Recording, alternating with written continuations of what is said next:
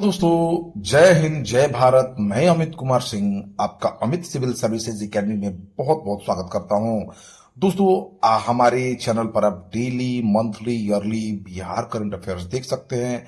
कल के वीडियो में मैंने दोस्तों आपको पूरे अगस्त, जनवरी 2024 से अगस्त 2024 तक के सभी करंट अफेयर्स मैंने डाल दिया है। आप उस वीडियो को जरूर देखें। उसको देखने के बाद आपका एक भी बिहार करंट अफेयर्स नहीं छूटेगा। आज हम लोग दोस्तों 28 और 29 अगस्त 2024 के सभी बिहार करंट अफेयर्स राष्ट्रीय और अंतर्राष्ट्रीय घटनाओं के साथ देखेंगे। 6 अखबारों का निचोड़ दोस्तों रहता है। यकीन मानिए, इसको पढ़ने के बाद आपका एक भी करंट अफेयर्स नहीं छूटेगा। और दोस्तों, आप पीडीएफ भी प्राप्त कर सकते हैं हमारे Amit civil services academy Telegram channel पर जाकर। तो चलते हैं आज के पहले क्वेश्चन की तरफ। बिहार के कितने शिक्षकों का राष्ट्रीय शिक्षक पुरस्कार 2024 के लिए चयन हुआ है? तो देखिए दोस्तों, बिहार के 2 शिक्षकों का चयन जो है राष्ट्रीय शिक्षक पुरस्कार 2024 के लिए हुआ है। इन 2 चयनित शिक्षकों में डॉक्टर मीनाक्षी कुमारी और सिकंदर कुमार सुमन का चयन राष्ट्रीय शिक्षक अवार्ड के लिए किया गया है। ठीक है। बिहार से चयनित मीनाक्षी कुमारी मधुबनी जिले के शिवगंगा गर्ल्स +2 हाई स्कूल में सहायक शिक्षक है। मीनाक्षी कुमारी जो है शिवगंगा गर्ल्स +2 हाई स्कूल में सहायक शिक्षक है, मधुबनी की रहने वाली हैं। जबकि सिकंदर कुमार सुमन कैमूर जिले के तरहनी के न्यू प्राइमरी स्कूल के प्रधानाध्यापक हैं। तो ये जान लीजिए, बिहार के 2 शिक्षकों का चयन राष्ट्रीय शिक्षक पुरस्कार के लिए हुआ है, मीनाक्षी कुमारी और सिकंदर कुमार सुमन का। बिहार के शिक्षा मंत्री की बात की जाए तो सुनील कुमार हैं। बिहार कैडर के किस वरिष्ठ आईपीएस अधिकारी को राष्ट्रीय सुरक्षा गार्ड का महानिदेशक बनाया गया है एनएसजी का? दोस्तों, तो ये बी श्रीनिवासन है। ये बिहार कैडर के आईपीएस थे। तो देखिए दोस्तों, ध्यान दीजिए, वरिष्ठ आईपीएस अधिकारी बी श्रीनिवासन को राष्ट्रीय सुरक्षा गार्ड का महानिदेशक नियुक्त कर दिया गया है। श्रीनिवासन 1992 बैच के बिहार कैडर के भारतीय पुलिस सेवा के आईपीएस अधिकारी हैं। एनएसजी के बारे में जान लेते हो दोस्तों। नेशनल सिक्योरिटी गार्ड इसका नाम है। भारत की एक विशेष सुरक्षा बल है जिसका गठन 22 सितंबर 1986 को किया गया था। इसका मुख्य उद्देश्य आतंकवाद से निपटना और गंभीर अपराधों को रोकना है। तो दोस्तों, वीडियो को शेयर करते रहिए। दोस्तों, में बहुत इंपॉर्टेंट वीडियो सेशन डेली मैं आपके लिए लेकर आता हूं। डिजिटल माध्यम से तीसरे क्वेश्चन की तरफ चलते हैं दोस्तों हम लोग। डिजिटल माध्यम से मरीजों को देखने के मामले में बिहार का कौन सा जिला शीर्ष पर आया है? तो देखिए दोस्तों, ये बांका जिला है। राज्य के अस्पतालों में डिजिटल माध्यम से मरीजों को देखा जा रहा है। डिजिटली मरीज देखने के मामले में राज्य भर में 99% के साथ बांका टॉप पर है। सबसे पीछे भोजपुर जिला है। भोजपुर के 69.557% मरीजों को ही डिजिटली माध्यम से देखा गया है। डिजिटल मरीज देखने में 98.41% के साथ कटिहार दूसरे स्थान पर है।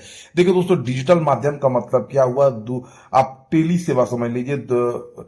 ठीक है। डिजिटल मरीज देखने में 98.41% के साथ कटिहार दूसरे स्थान पर, 97.33% के साथ किशनगंज तीसरे और 94.54% के साथ समस्तीपुर चौथे स्थान पर है। 94.35% के साथ सिवान 5वें स्थान पर, पटना 71% के साथ 37वें स्थान पर है। भागलपुर भी 75.9% के साथ 35वें स्थान पर है। 92.69% के साथ मुजफ्फरपुर 9वें स्थान पर। भोजपुर सबसे फीसदी है। बिहार के स्वास्थ्य मंत्री मंगल पांडे हैं। बिहार के किस जिले का रहने वाले आकाश कुमार का चयन 38वें कराटे नेशनल गेम्स सीनियर वर्ग में हुआ? ये पटना के रहने वाले हैं दोस्तों। इनके चयन पर खेल मंत्री सुरेंद्र मेहता तथा बिहार खेल राज्य प्राधिकरण के महानिदेशक रविंद्रन शंकरन ने इनको बधाई दी है। बिहार के पटना जिले का रहने वाले आकाश कुमार का चयन 38वें कराटे नेशनल गेम्स सीनियर वर्ग में हो गया है। अंतर्राष्ट्रीय क्रिकेट परिषद के अंतर्राष्ट्रीय क्रिकेट परिषद आईसीसी के नए चेयरमैन दोस्तों कौन बनाए गए हैं? तो दोस्तों, इसमें गलत है। जय शाह बनाए गए हैं। कौन बने दोस्तों? जय शाह। भारतीय क्रिकेट कंट्रोल बोर्ड के सचिव जय शाह को अंतर्राष्ट्रीय क्रिकेट परिषद के नए चेयरमैन के रूप में निर्विरोध चुना गया है। 35 साल की उम्र में शाह इस पद को संभालने वाले सबसे युवा व्यक्ति बन गए हैं। उन्होंने ग्रेग बार्कले का स्थान लिया है, जिन्होंने तीसरी बार इस पद के लिए नहीं लड़ने का निर्णय लिया था। बीसीसीआई भारतीय क्रिकेट कंट्रोल बोर्ड के प्रमुख जो है रोजर बिन्नी है। तो याद रखिए, अंतर्राष्ट्रीय क्रिकेट परिषद के नए चेयरमैन जय शाह बनाए गए हैं, जो केंद्रीय गृह मंत्री अमित शाह के बेटे हैं। रेलवे बोर्ड का नया अध्यक्ष और मुख्य कार्यकारी अधिकारी किसे नियुक्त किया गया? तो दोस्तों सतीश कुमार को। भारतीय रेलवे प्रबंधन सेवा के अधिकारी सतीश कुमार को रेलवे बोर्ड का अध्यक्ष और मुख्य कार्यकारी अधिकारी नियुक्त किया गया है।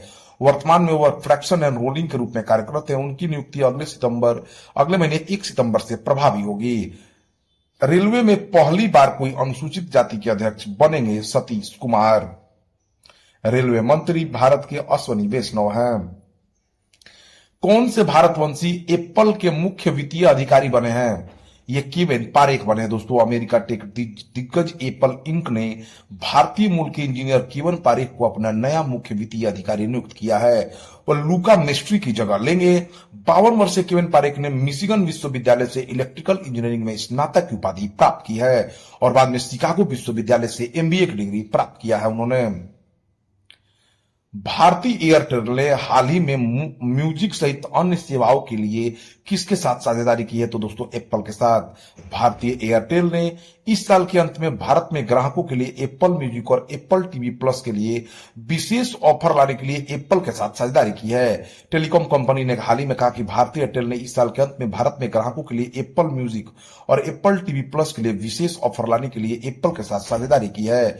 भारतीय एयरटेल के प्रमुख जो है सुनील भारती मित्तल हैं। केंद्रीय मंत्री जॉर्ज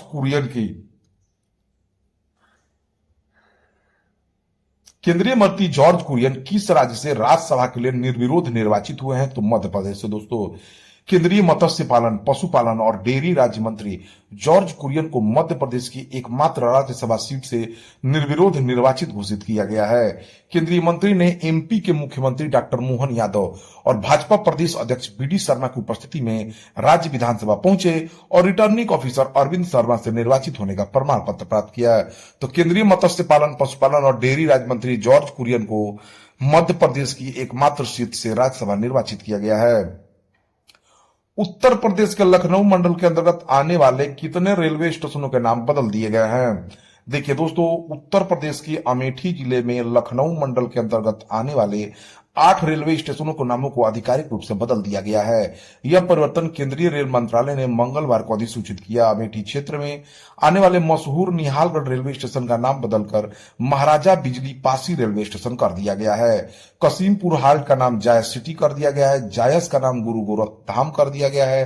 बानी का नाम स्वामी परमहंस, मिसरौली का नाम मां कलिकन धाम, निहालगढ़ का नाम महाराजा बिजली पासी, अकबरगंज का नाम मां अहरवा भवानी धाम, वारिसगंज का नाम अमर शहीद भाले सुल्तान, फुरसतगंज का नाम तपेश्वर नाथ धाम और उत्तर प्रदेश का जो राज्यपाल है दोस्तों वो आनंदीबेन पटेल है। केंद्रीय मंत्रिमंडल ने कितने नए green field industrial smart cities बनाने को मंजूरी दे दी है? केंद्रीय मंत्रिमंडल ने देश के औद्योगिक परिदृश्य को बदलने के लिए 12 ग्रीनफील्ड इंडस्ट्रियल स्मार्ट सिटीज बनाने को मंजूरी दे दी है। राष्ट्रीय औद्योगिक गलियारा विकास कार्यक्रम के तहत 12 नए ग्रीनफील्ड इंडस्ट्रियल स्मार्ट सिटीज को मंजूरी मिली है। ये प्रोजेक्ट 10 राज्यों में फैली हुई है और 6 प्रमुख गलियारों के साथ रणनीतिक रूप से योजनाबद्ध है। केंद्रीय मंत्रिमंडल ने बुधवार को 28,602 करोड़ रुपए के अनुमानित निवेश के साथ घरेलू विनिर्माण को बढ़ावा देने के लिए 10 राज्यों में 12 नए औद्योगिक शहर बनाने को मंजूरी दी है। सूचना और प्रसारण मंत्री अश्वनी वैष्णव ने बताया कि यह औद्योगिक क्षेत्र उत्तराखंड के खुरपिया, पंजाब में राजपुरा पटियाला, महाराष्ट्र में दिघी, केरल में पलक्कड़, यूपी में आगरा और प्रयागराज, बिहार में गया, तेलंगाना में जहीराबाद, एपी में, आंध्र प्रदेश में ओरवाकल और कुपर्थी और राजस्थान में जोधपुर पाली में स्थित होंगे। यह कदम देश के औद्योगिक परिदृश्य को बदल देगा, औद्योगिक नोड्स और शहरों का एक मजबूत नेटवर्क तैयार करेगा जो आर्थिक विकास और वैश्विक प्रतिस्पर्धा को काफी बढ़ा देगा। उन्हें वैश्विक मानकों के ग्रीनफील्ड स्मार्ट शहरों के रूप में विकसित किया जाएगा। मुख्यमंत्री सुख शिक्षा योजना हाल ही में किस राज्य सरकार द्वारा शुरू की गई है? तो हिमाचल प्रदेश सरकार द्वारा दोस्तों। हिमाचल प्रदेश के मुख्यमंत्री सुखविंदर सिंह सुक्खू ने हाल ही में एक नई योजना मुख्यमंत्री सुख शिक्षा योजना को मंजूरी दे दी है। इस योजना का उद्देश्य सामाजिक और आर्थिक रूप से कमजोर महिलाओं और विकलांग बच्चों के माता पिता को वित्तीय सहायता प्रदान करना है, ताकि उनके बच्चों की शिक्षा और कल्याण संभव हो सके। वित्तीय वर्ष 2024-25 के लिए इस योजना के लिए 53.21 करोड़ रुपए की मंजूरी दी गई है। हिमाचल प्रदेश के राज्यपाल शिव प्रताप शुक्ला है। विश्व जल सप्ताह 2024 का आयोजन कब से कब तक किया जा रहा है? तो 25 से 29 अगस्त तक दोस्तों। स्टॉकहोम इंटरनेशनल वाटर इंस्टीट्यूट 25 से 29 अगस्त 2024 तक विश्व जल सप्ताह का आयोजन कर रहा है। विश्व जल सप्ताह वैश्विक जल मुद्दों पर अग्रणी सम्मेलन है जो 1991 से हर साल आयोजित किया जाता है। आईसीसी महिला T20 विश्व कप 2024 की मेजबानी कौन सा देश करेगा दोस्तों? पहले यह बांग्लादेश में होने वाला था, लेकिन वहां से हटकर यूएई में होगा। ठीक है, भारत ने भी अपनी टीम की घोषणा कर दी है, जिसमें हरमनप्रीत कौर कप्तान के रूप में टीम का नेतृत्व करेगी। वही स्मृति मंधाना उप कप्तान के रूप में उनका साथ देगी। बता दें कि T20 विश्व कप 2024 का आयोजन यूएई में 3 अक्टूबर से 20 अक्टूबर तक किया जाएगा। दुबई और शारजाह में 23 मैच खेले जाएंगे। टूर्नामेंट में सभी टीमों को 2 ग्रुप में बांट दिया गया है। अंतर्राष्ट्रीय मदर टेरेसा पुरस्कार समारोह का आयोजन कहां किया गया है? तो दुबई में दोस्तों। 24वां अंतर्राष्ट्रीय मदर टेरेसा पुरस्कार समारोह 26 अगस्त 2024 को मिलेनियम प्लाजा दुबई में आयोजित किया गया। इसका आयोजन अखिल भारतीय अल्पसंख्यक और कमजोर वर्ग परिषद द्वारा किया गया। यह कार्यक्रम केवल दूसरी बार भारत के बाहर आयोजित किया गया। दोनों अंतर्राष्ट्रीय समारोह दुबई में हुए थे। केंद्रीय वित्त मंत्री ने हाल ही में किस शहर में जीएसटी भवन का उद्घाटन किया? तो जय उदयपुर में दोस्तों। केंद्रीय वित्त और कॉर्पोरेट कार्य मंत्री निर्मला सीतारमण ने हाल ही में राजस्थान के उदयपुर में केंद्रीय अप्रत्यक्ष कर और सीमा शुल्क बोर्ड के तहत सीजीएसटी उदयपुर आयुक्तालय के एक आधिकारिक परिसर और में जीएसटी भवन का उद्घाटन किया है। इस अवसर पर उन्होंने सीमा शुल्क संचालन के लिए एक हैंड हेल्ड डिवाइस आउस्टेप 2.0 भी लॉन्च किया है। आईस्टेप 2.0 राजस्थान के मुख्यमंत्री भजन लाल शर्मा है। राजस्थान के राज्यपाल हरिभाऊ बांगड़े हैं। भारत ने 28 अगस्त 2024 को किस देश से 73,000 सिग्सा असॉल्ट राइफल का दूसरा ऑर्डर दिया है? तो दोस्तों अमेरिका से भारत ने 28 अगस्त 2024 को अमेरिका से 73,000 सिग्सा असॉल्ट राइफल्स का दूसरा ऑर्डर दिया है। सिग्सा ने यह जानकारी दी है। इस डील को भारत ने 837 करोड़ रुपए में साइन किया है। राइफल्स की दूसरी खरीद को दिसंबर 2023 में रक्षा मंत्री राजनाथ सिंह की अगुवाई में डिफेंस एग्जीबिशन काउंसिल ने मंजूरी दी थी। इसकी डिलीवरी के बाद भारतीय सेना के पास 1.45 लाख से ज्यादा SIG 716 असॉल्ट राइफल्स हो जाएंगे। 2018-19 में राइफल्स की बढ़ती जरूरत के लिए भारत ने रूस से AK-203 राइफल्स का ऑर्डर दिया था, लेकिन इनके मिलने में देरी के चलते भारत ने फरवरी 2019 में अमेरिकी फर्म सिक्सा से डील किया था। साल 2024-25 के लिए भारत की संसद में 48 लाख रुपए का जो बजट पेश किया गया है, उसमें सबसे ज्यादा लगभग 6,22,000 करोड़ रुपए रक्षा क्षेत्र के लिए रखे गए हैं। भारत का रक्षा बजट कुल बजट का लगभग 13% है। 28 अगस्त 2024 को भारत की दूसरी न्यूक्लियर सबमरीन बनकर तैयार हो गई है। उसका नाम अरिघात है दोस्तों। भारत की दूसरी न्यूक्लियर सबमरीन अरिघात आज 28 अगस्त 2024 को बनकर तैयार हो गया है। इसे 29 अगस्त को इंडियन नेवी को सौंपा जाएगा। अरिघात को 2017 में लॉन्च किया गया था। इसका वजन 6,000 टन और मिसाइल टैंक रेंज 750 किलोमीटर है। इसे विशाखापट्टनम में भारतीय नौसेना के शिपिंग बिल्डिंग सेंटर में बनाया गया था। अरिहंत की तरह ही अरिघात भी 750 किलोमीटर की रेंज वाली के साथ 15 मिसाइलों से लैस होगी। भारतीय नौसेना अब तक 3 न्यूक्लियर सबमरीन तैयार कर चुकी है। इनमें से एक अरिहंत कमीशन है, दूसरी अरिघात मिलने वाली और तीसरी S3 पर टेस्टिंग जारी है। इन सबमरीन के जरिए दुश्मन देशों पर परमाणु मिसाइल आसानी से दागी जा सकती है। 2014 से लेकर 2024 तक 10 सालों में कितने करोड़ जनधन खाते खोले गए हैं? तो 53.13 करोड़ दोस्तों, 53.13 करोड़। 10 साल पहले यानी 28 अगस्त 2014 को प्रधानमंत्री जनधन योजना की शुरुआत की गई थी। देश में इस समय 53.13 करोड़ जनधन अकाउंट है। इनमें करीब 2.3 ट्रिलियन रुपए हैं। इनमें से करीब 80% अकाउंट एक्टिव है। अगस्त 2024 तक इन अकाउंट का औसत बैलेंस 4,352 रुपए हो गया, जो कि मार्च 2015 में 1,065 रुपए था। जनधन योजना में 1 लाख रुपए का एक्सीडेंटल इंश्योरेंस भी है, 30,000 रुपए का लाइफ कवर भी मिलता है। वहीं इस योजना में लाभार्थी को 10,000 रुपए की ओवरड्राफ्ट की सुविधा भी मिलती है। साथ ही जनधन अकाउंट खोलने के बाद लाभार्थी को रुपए डेबिट कार्ड भी मिलता है। इसके साथ ही जनधन अकाउंट आप बैंक के अलावा पोस्ट ऑफिस में भी खुलवा सकते हैं। इसके लिए पैन कार्ड और आधार कार्ड होना जरूरी है। जनधन अकाउंट को ऑनलाइन भी खुलवाया जा सकता है। मिनिमम बैलेंस रखने की कोई बाध्यता न होने के बावजूद सिर्फ 8.4% अकाउंट ही मिनिमम ना होने के बावजूद भी सिर्फ 8.4% अकाउंट में ही जीरो बैलेंस है। इन योजना ने गांव और कस्बों में रहने को लोगों को सबसे ज्यादा फायदा पहुंचाया है। लगभग 66.6% जनधन अकाउंट इन्हीं इलाकों में खुले हुए हैं। जनधन अकाउंट में जीरो बैलेंस और मिनिमम बैलेंस रखने की कोई बाध्यता नहीं है।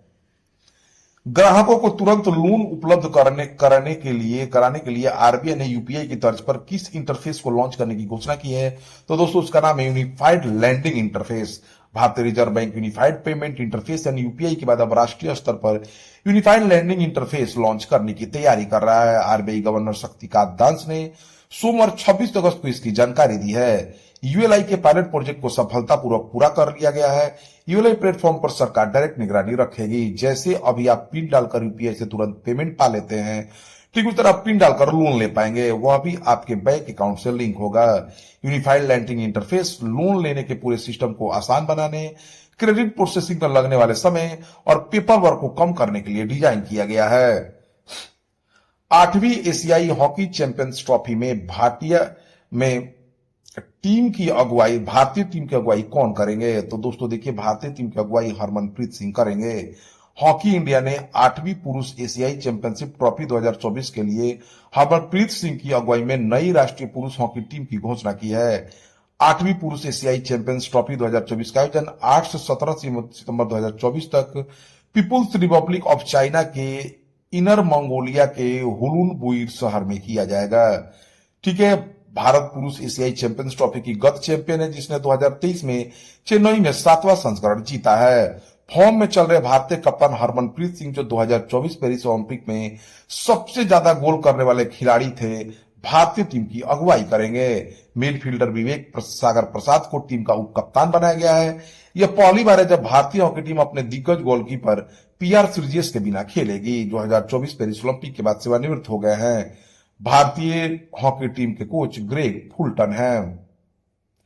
तो दोस्तों यह रहा 28-29 अगस्त 2024 के सभी इंपॉर्टेंट बिहार करंट अफेयर्स, राष्ट्रीय और अंतर्राष्ट्रीय घटनाओं के साथ। ऐसे ही वीडियो प्राप्त करने के लिए आप हमारे चैनल से जरूर जुड़े। Thank you for watching my videos.